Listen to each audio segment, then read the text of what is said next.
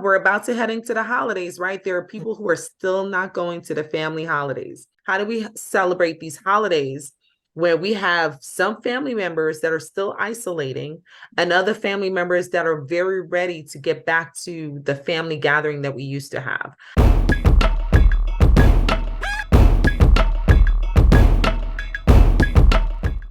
Hey, you guys, thank you for joining us again. Don't forget to click that subscribe button. Today's panelists include Mrs. ZuShanna Turner, our mental health counselor. We also have back with us our resident Dr. Trisa, doctor of physical therapy and mom.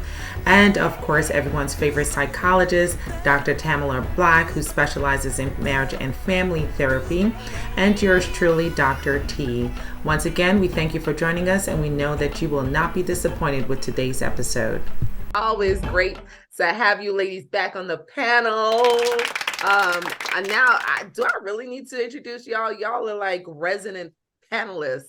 Everybody knows Dr. Trisa, everybody knows Dr. Black, and everyone now knows ZuShanna Turner, who has had me on her platform. You guys saw that tape, and she allowed me to repost on our platform.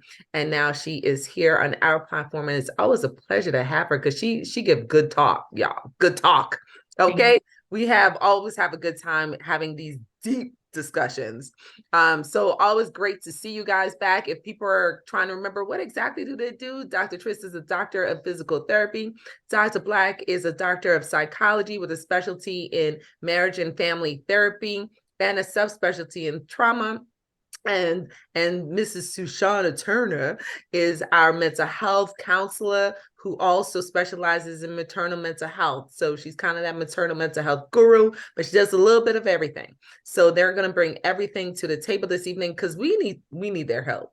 We need to talk about this very important issue. You guys, I know people in my life, I'm not going to call them out, not going to call names, but I'm going to call out the problem, who since COVID are not going back outside. And they have reestablished this new life pattern in which they go outside for basic things, going to the grocery store, getting gas, dropping off the kids to school, but really have not resumed their lifestyle of socializing at all. And there are some people who recognize the problem and some people who kind of content with it, and they're kind of accepting this new normal for themselves. So we're going to talk about this because there is some level of this that's not quite normal. And I know that they're not the only ones. There are other people who may be struggling with this. Have you guys heard of people having these types of issues, or even experienced them yourself? Absolutely. Tell us more. She said, wait, do I feel a confession coming on? Yes. So, we're human beings, we're real people. And despite being in this field, studying this, reading all the things, and maybe even knowing some of the answers, some of the tools, XYZ, I experienced it myself. I had a baby in March of 2020, literally 2 days before they called for the quarantine. And it wasn't scary at that point, right? It still wasn't really real. We held to quarantine because I had an infant, I had a newborn, her immunity doesn't exist. We ended up getting COVID a little bit before she turned 1, and we literally stayed inside. We had a little bit of an emergency in our house, and we had to have someone come in to do a repair. And within 2 days, my husband had COVID. And then I got COVID. One of the kids got COVID. Two of the kids weren't able to be tested and didn't demonstrate sickness. And so that next year, I wasn't doing anything. I wasn't seeing anyone. I wasn't letting anyone in, and we weren't really going out. And, there was a lack of information as well, right? There was some misinformation. So many different things were being said. So many things were being conveyed, and you didn't know what was true, what was accurate, how to clean your food, how to sanitize yourself, your clothes. And, just the fear of passing away. And so I lived in fear, and I don't think the fear was for myself. I think if I had not just had an infant, it would have been different. But then also you have to think of what hormonal changes was I going through? What was I experiencing after birth myself? And then on top of it, this pandemic and the fear added to it. And when we were talking, before we kind of started, mental health gets impacted by what you're doing and what stresses you encounter, right? And, lack of vitamins, lack of sunlight, lack of sleep, all of those things. All of those things were happening in the midst of a pandemic, right? So you have all the things that are being said on the news, in society, various interactions with family that's not taking it seriously, doesn't think it's real, family that's like, I'm walking around in plastic wrap. But then on top of it, you're not sleeping, you're not eating, I'm taking care of a newborn. All of those things kind of exasperated it for me. And I think if it was just me taking care of myself as an adult, I know what safety precautions to have. But it was my infant and then my other two children, and having to worry about them and their exposures, and do they know how to protect themselves when they're going to school or what have you. And so it was really difficult for me. Going back to that time, and I agree with you, the timeline is really important to take into context, because the very beginning, the information that we received about the pandemic, about COVID-19, was very different than towards the end. And so there was this panic in the very beginning of the pandemic, and rightfully so, because we saw these tremendous and outrageous numbers of deaths, ICU admissions, hospitalization, people losing multiple people in their family at the same time. And so there was a real and very tangible fear to COVID and to the lack of information we had about it. We didn't know what to expect. How long was this going to be? Was everybody going to die? So the fact that you acquired COVID so early, when there really wasn't that much information out there, just puts a different perspective on this, as opposed to someone who acquired COVID later on in the pandemic, like myself. I call myself part of the remnants. So I caught it at the very, very end of sort of the peak of it. Clearly, COVID is still here. We're not saying that COVID is gone, but towards the tail end of the pandemic is when, and that was, I say, it's just the grace of God to be in the medical profession and to not have gotten it until then. But what's interesting, to your point also, is that there was one study that I was reading that shared that since the pandemic globally, that really the number of people who are experiencing anxiety was very much increased, with an additional 76.2 million cases of anxiety disorders globally, which was a 25% increase. But what I thought was really interesting was that they mentioned that women and low-income individuals were of the group that were particularly more vulnerable to experiencing anxiety symptoms. What are your thoughts about that, Dr. Black, in terms of just the fact that there was such a significant increase in anxiety, not just nationally, but internationally? Sure. One of the things to keep in mind in regards to what we all experienced was actual collective emotional and social trauma, where part of our omnipotence in everyday life was threatened, and the reality of safety was actually challenged. And for most of us, that was the first time that no one can actually rely on anyone. And often the feeling of uncertainty can be very terrifying. And during that time, individuals who were experiencing anxiety before, you actually saw their symptoms actually increase or decrease, right? And I'll say more about decreasing a little bit later on. I'm like, who are Right. they? Did they meet with Jesus? Like, how that happened? I want to hear about this one.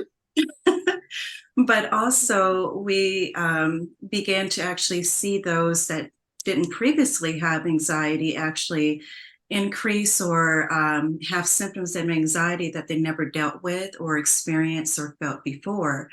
And that caused the mental health field to really become overwhelmed. I think we were one of the fields that were kind of forgot about as the first line responders. It was a huge demand because it's something called existential anxiety. And basically what that is, it's actually the threat of loss of life, right? And so there was terror in the body, there was terror in the mind, there was a lack of safety, but there also, if you remember, there was a suspicion of others. So we became afraid of human interactions, and we began to actually navigate ourselves, right? We began to actually cover our faces and see each other a little bit differently, and standing 10 feet apart and really, jerking when somebody coughs or sneezes, right? To this day, yes. you get looks if you cough or sneeze. To this day. Yes. And I'll just share something very briefly in regards to my response during that time in 2020. I remember I was driving in my car by myself, and I had my window down, and someone else sneezed in another car. It's terrifying. I think I moved my car up a bit. So I'm just saying, it happens unconsciously and consciously.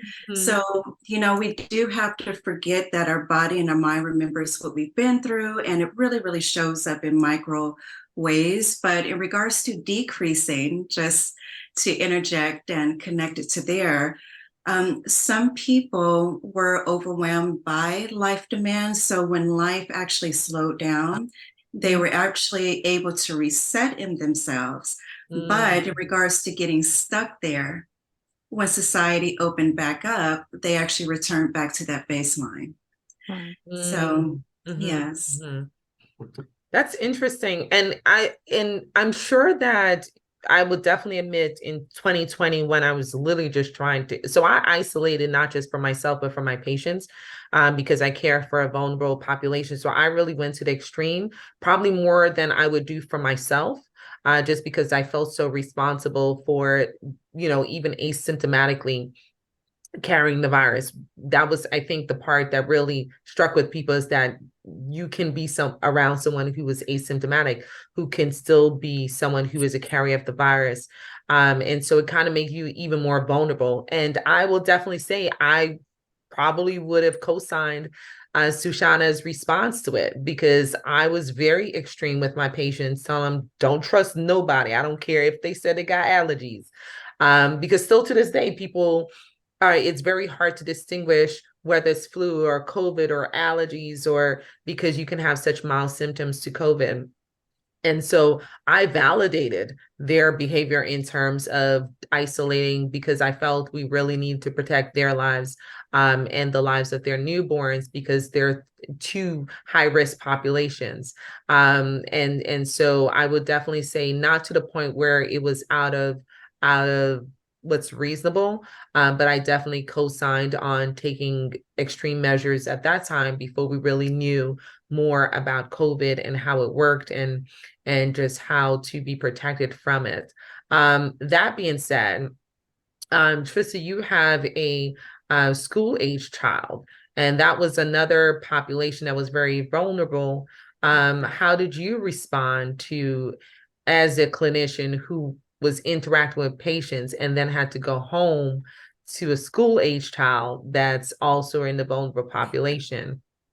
Well, one of the major differences, I shouldn't say it's a major difference, because I know what was happening in New York City, having connections there, but I don't know what was happening in lots of the other places, like in PA, where I am here now. I'm not sure how they did what they did.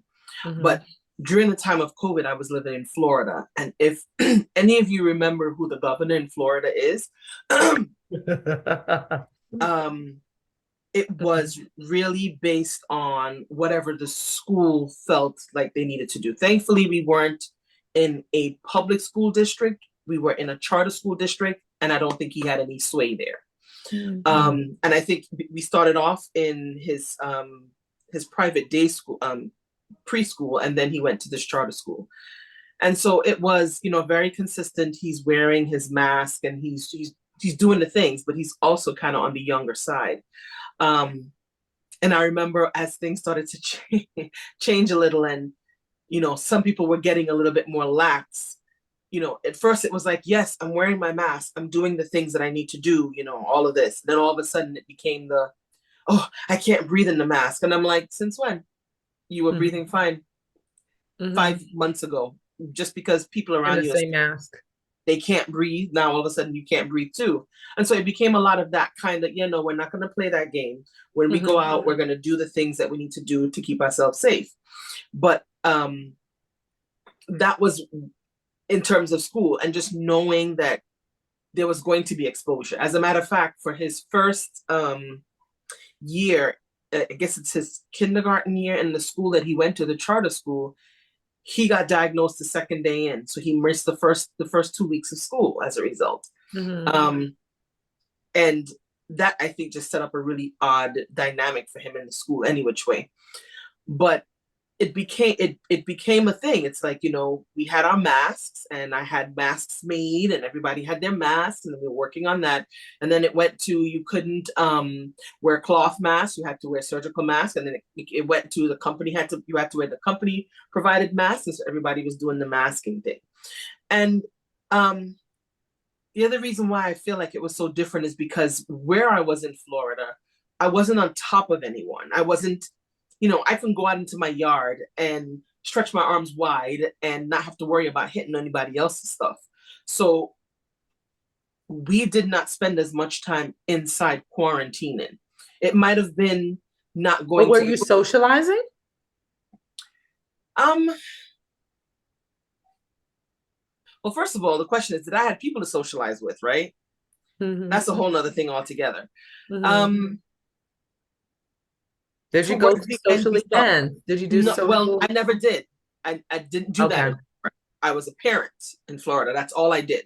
So I'm going to have a slightly different take on that. What about birthday? What are like birthdays? People weren't doing that. Okay. People weren't doing that. Or at least we weren't. For his age group. People were taking their kids to the park.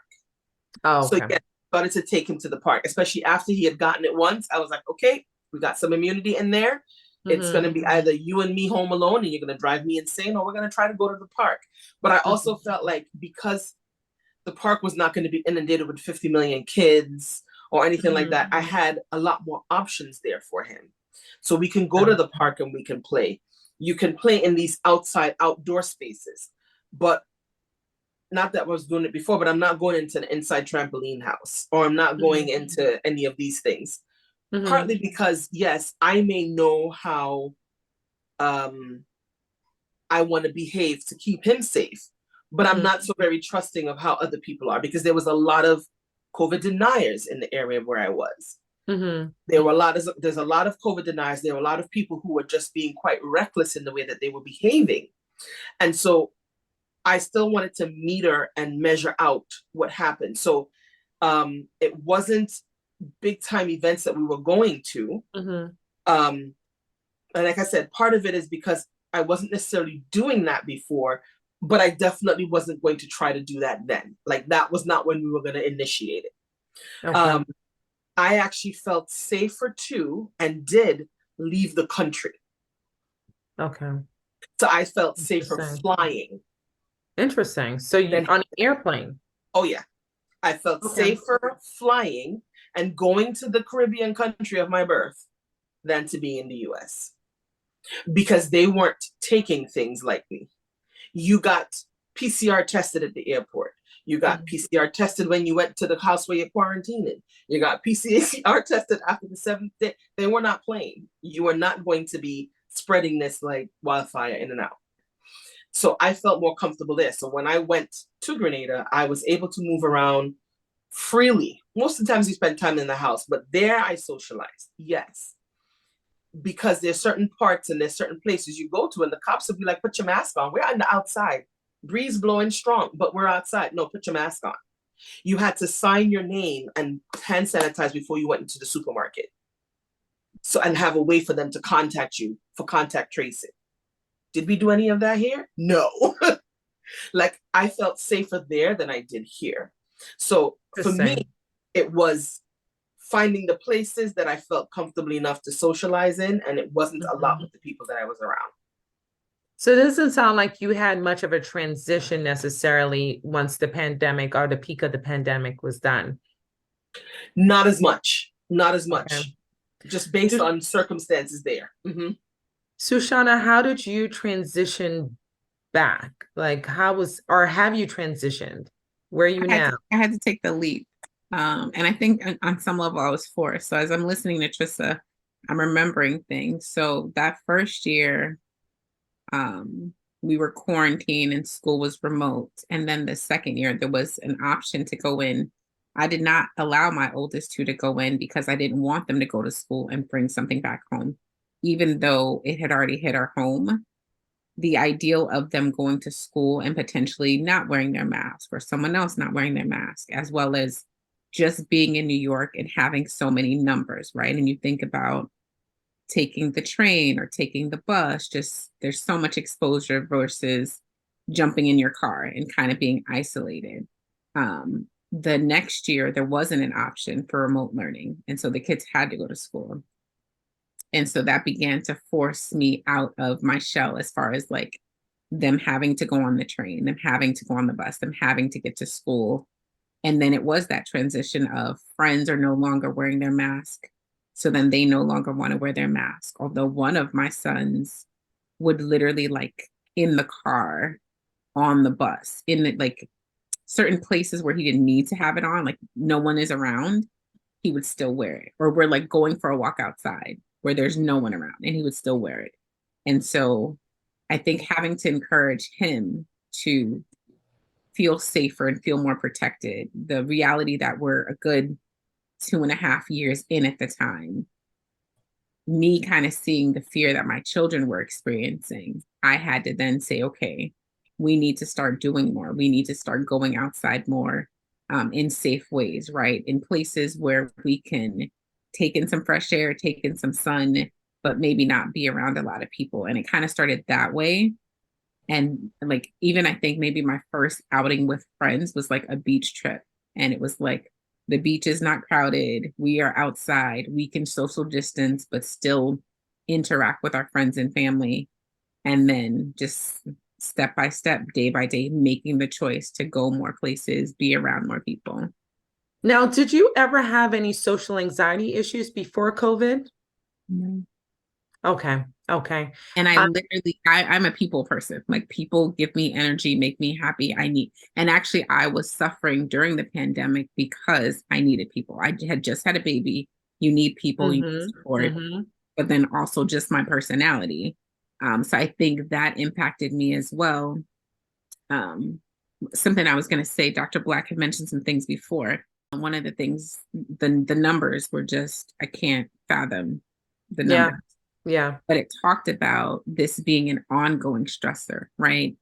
And you think about mental health challenges, experiencing this pandemic and the lack of information, the misinformation, the fear, the deaths. You think about a lack of control, right? We don't have control over the narrative of anybody's story, our own story or anyone else's, right? We can't help our parents, we can't help our children, we don't know how to protect them. But then there's the overwhelming thoughts that come rushing in of what could happen, right? So it's not that it's happening to you currently, but you begin to think, what if XYZ? And your thoughts run away with you. And then that impacts how you process what your actual reality. I think for me, so I had an anxiety experience and I'd never had one before. And thankfully it was only once, but it was a little anxiety attack. And it caught me by surprise because that had never happened to me before. But I knew what it was. I knew how to identify it. I knew what to do to kind of bring me back to myself. A lot of people don't have that. A lot of people don't know that. They don't know why it's happening or how it's happening or how to respond to it. They don't have the tools to deal with it. And then too, there's a shame that occurs when you're having challenges. And so you're not going to talk about it, or you may brush it away thinking someone else has it more difficult than you. So you don't want to talk about the stressors that are impacting your mental health. Sometimes it can be a little confusing, I think also too, because COVID was a legitimate reason to have some fear and apprehension, right? People were dying in droves, right? So there's some legitimacy to fear, just like there is some legitimacy to fearing touching a hot stove. You're going to get burned. So the question is, how does someone distinguish the legitimate concern for COVID and how contagious it is and how virulent it is, versus really truly identifying other conditions that may be secondary to COVID, but are really not directly related to COVID, such as just having generalized anxiety conditions, where people have issues with being around crowds and things like that. So how do we distinguish the two, or should we be drawing a line of distinction between the two groups? Yeah, that's a really good question, because we certainly want to be mindful of what it means for the individual. What does it mean for me? And how is it impacting me? And how is it showing up in different environments, or even as you reflect in social situations? One of the things that I will preface this with is you never want to do a deep dive in self-diagnosing, right? We all know Dr. Google is out there, but if you Google long enough, you're going to actually diagnose yourself with about 30 things. Okay. So that's what I would preface with, but there is a difference in agoraphobia, social anxiety disorder, illness anxiety disorder, generalized anxiety disorder, anxiety unspecified. There are so many in trauma and stress responses. So there is a variety of responses that the body actually reacts and indicates that there is something off balance, there's something wrong, there's something that needs attention. What I will say is that in regards to COVID specifically, and being hyper vigilant and cautious in regards to human interaction, and if there is an over extension or over cautiousness about that is really restricting your life socially, even just impacting your home life, if it's impacting your relationships, you do want to understand that that may not be a normal response to an everyday situation. And it's a very complicated dynamic if you're trying to actually work through this yourself. You do need someone to actually help you understand and talk through it, and really work out what it actually is. Because even now today, there's a reality that COVID does exist. It will probably be here for a very long time, just like the flu. But there's also a hypervigilance and cautiousness now that we actually go through different seasons. Now you have people reacting to COVID based on the season that we're in. So we want to really kind of be mindful of how is it impacting your life? How is it impacting your body? If you're really experiencing panic attacks, anxiety attacks, you definitely want to actually see a medical doctor, a psychologist, a therapist to actually work through that. But I would definitely caution you to not overdiagnose yourself, because this is not something that is very simple, but there is also a normal response to be mindful and to be aware of your surrounding and what may or may be impactful for you and your family as well. Yeah, I definitely will co-sign also that do not Dr. Google yourself. Okay. Yeah, and I want to say this. If it's hindering your ability to function day to day, you need to find support. But let me ask you ladies a question, right? Because I have individuals that I know who clearly there was a change in their behavior, right? They used to be more social. Now they're more isolated. They don't do anything. They don't go anywhere, but they're comfortable in their new normal, right? So for them, they're normal. But for those who know them and saw the transition, there's definitely a significant change in their behavior pattern. So do they need help, or do the people around them need help? They've reestablished a new normal for their lives, and they just don't go out. They just don't socialize. They are kind of in their bubble, and they're okay with that new bubble. So does someone like that who is okay with their bubble, okay with living by themselves and not doing much of anything, not socializing at all, if they're happy and they're okay, well, or at least appear to be content, at least. If there was a drastic change, if they've always been like that, then clearly that's not the group of people I'm talking about. But the people where we actually witness a change in them, do they need help or are they just fine? Do we just leave them alone and let them live? I think we can leave them alone, right? Because as you said, if they're happy, they're functioning, there's no impact on their life in a severe or moderate way, then if it's not broke, you don't fix it, right? Mm-hmm. But my question to that person would be, are you aware of how much change? Mm-hmm. Are you aware of the change in yourself and in your daily life experience? Because a lot of change actually happens very, very subtly and gradually. So as long as they're functioning, it's not really having a huge impact. But Dr. Black, they're not coming to Thanksgiving anymore. They're not coming to Christmas holidays. We want to see the grandkids. We want to see the kids. I have a question for you. Because these are issues that come up. We're about to head into the holidays, right? There are people who are still not going to the family holidays. Like, what are we doing? Are these people interacting with you maybe on the phone, through text, through video call? Yes, they're still doing that part. So I think in a way, there's a healthy option to safeguard ourselves, right? Because life has changed. Mm-hmm. Your ability to process certain things has changed. And so they're making a decision that's healthiest for themselves, right? All right, so let me ask this too. Are they maybe going out on one-on-one outings, but not group outings?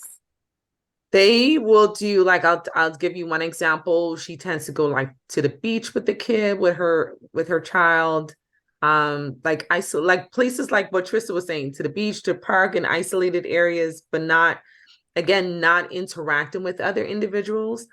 So the child is young now, but at some point the child's going to be a little bit older, to the point of what Trisa was bringing up, and will likely not be. I see that being an issue for that particular person.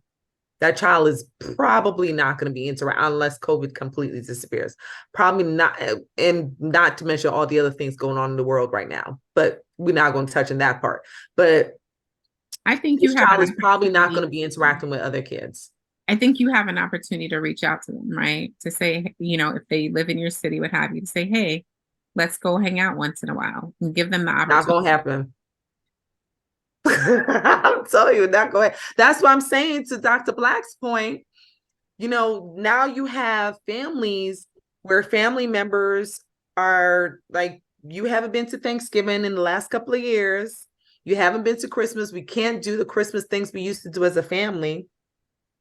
Should we just let that go? And then how do we assimilate now to their new normal? Because their new normal now is becoming our abnormal. Does that make sense? You guys see what I'm saying? Like, how do we get through Thanksgiving when people are on Thanksgiving and Christmas and whatever holidays, Hanukkah, whatever people celebrate? How do we get through these holidays and Kwanzaa? How do we celebrate these holidays where we have some family members that are still isolating and other family members that are very ready to get back to the family gathering that we used to have? How do we balance between your normal and what I consider to be my normal, and they're conflicting with each other? Sure. It brings another layer in regards to how an individual can impact family dynamics. And one of the things that I will start off by saying is that we actually had a chance to actually experience 365 days a little bit differently without anyone. And so we have those experiences that gives us another foundation of choice, whether to actually move forward with the old traditions or whether to actually keep our own. And it is uncomfortable, and we have to actually validate that. We're not going to minimize it. Of course, you're going to miss your family members, you're going to get frustrated, but to actually develop ways to actually speak about it in a very open and empathetic way, under a place of understanding, because the more and more you force a person, the more resistant and cautious that they're going to become. So sometimes we have to actually humble ourselves and really just allow the person to actually make their choice, but also create a safe space to actually speak about why that actually impacts the family and what it means for us as well. Because a person's protection can also be harmful to somebody else, right? Especially if you want that loved one to actually become a part and be in the family photos and the pictures and bring the dressing, right? But also, it's really about talking about it and accepting where they are, and not to be forceful, but also to just be mindful and watch out for how are they showing up for themselves in that day, in that situation as well. Get a really good understanding of what it's like for them to be alone on that holiday. That will give you an indication on whether it's a healthy response or not. That's a good point. That's a really, really good point. She got all of us nodding. That's a really good, I mean, definitely, I would definitely say that I think the impact of the pandemic is lasting a lot longer than a lot of us anticipated that it would. And just really seeing all these secondary outcomes and just how long these secondary outcomes are affecting our daily lives, our interactions with our family members, how we interact with society as a whole. I definitely would say I still have some apprehension. I tend to be more social, but I do still have apprehension with certain gatherings, with certain events. Try to get myself out there to go and still attend, be social, and kind of live. But it's not without some level of apprehension. So I would say, even if you're not necessarily someone who is challenged with anxiety disorders, to a certain level, I think we all have a little bit of anxiety or some anxious thoughts when it comes to socializing, especially with large gatherings like theaters and events and social events like concerts and things like that. Mm-hmm. So I like the fact of kind of just allowing each person to develop their own boundary. And I like the fact of just not diagnosing on your own, but really, because these disorders are really, it's kind of like some of them are, I consider them a spectrum, because they're such very severe forms and very people who have mild conditions. And I think sometimes when your symptoms are mild, it's really hard to detect whether or not you need help or not.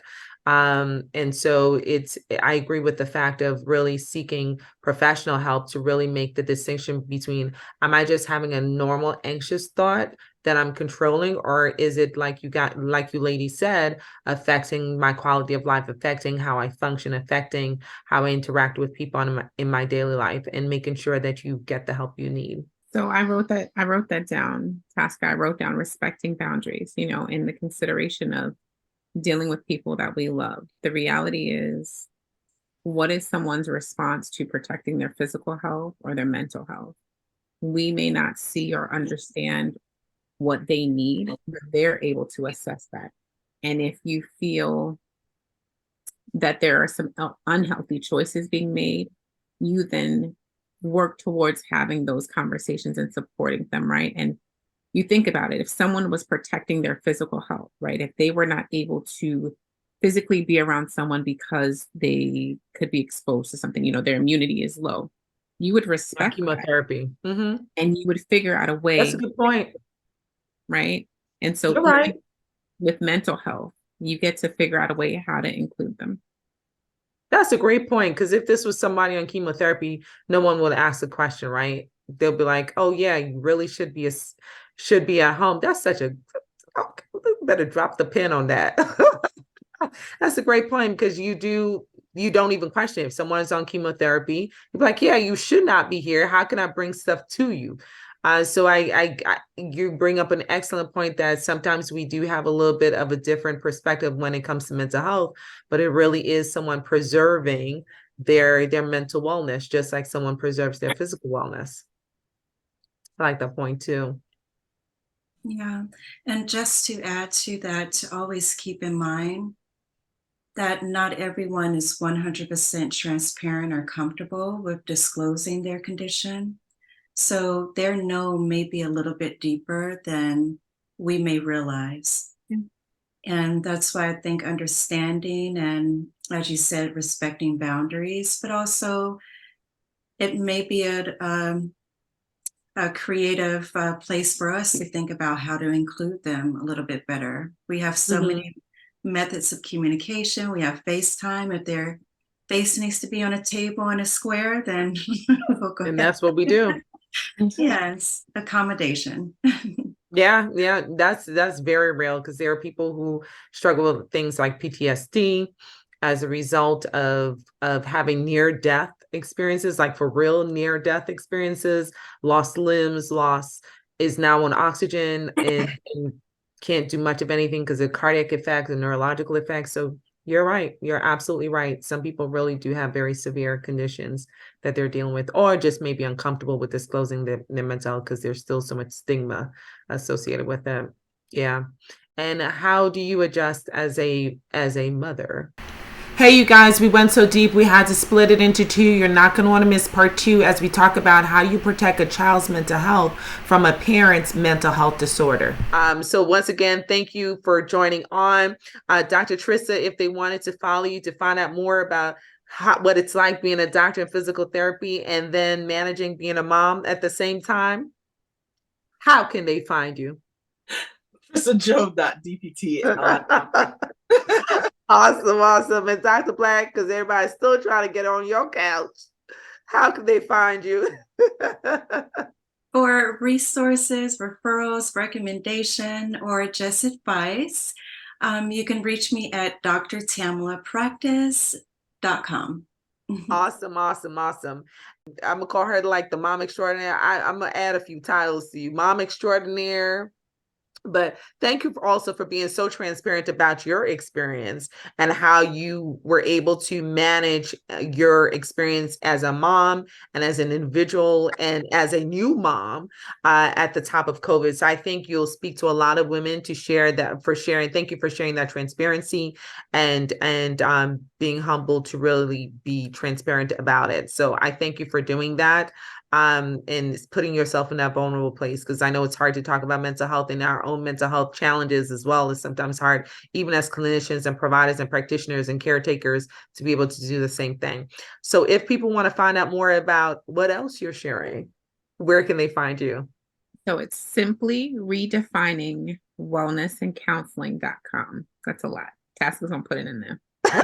As always, or you can just simply follow us on Instagram at Healthy Bump Club. Oh, there we go. HealthyBump.club. How about that? Yeah. And you will definitely be able to find her, because we sure follow her. That's for sure. So definitely, as always, I am Dr. T, the hand behind the handle of Healthy Bump Club, right here on YouTube as well. We thank you for joining us and for being a part of this conversation. Share with us, where are you in your mental wellness when it comes to the pandemic? It seems like this topic is never going away. So where are you now? How are you dealing with things? Have you experienced anxiety yourself, an anxiety episode or anxiety disorder, and you want to share with how you have been coping? We would love to hear from you. And for those who feel that you may be suffering from anxiety, you haven't really dealt with it, make sure you get that help you need and tap into the resources that Dr. Black is offering, because we want to make sure that you get the treatment that you deserve as well. And we thank you, ladies and gents, and all who support us here at Healthy Bump Club. Thank you for watching, and we'll see you when? Next episode.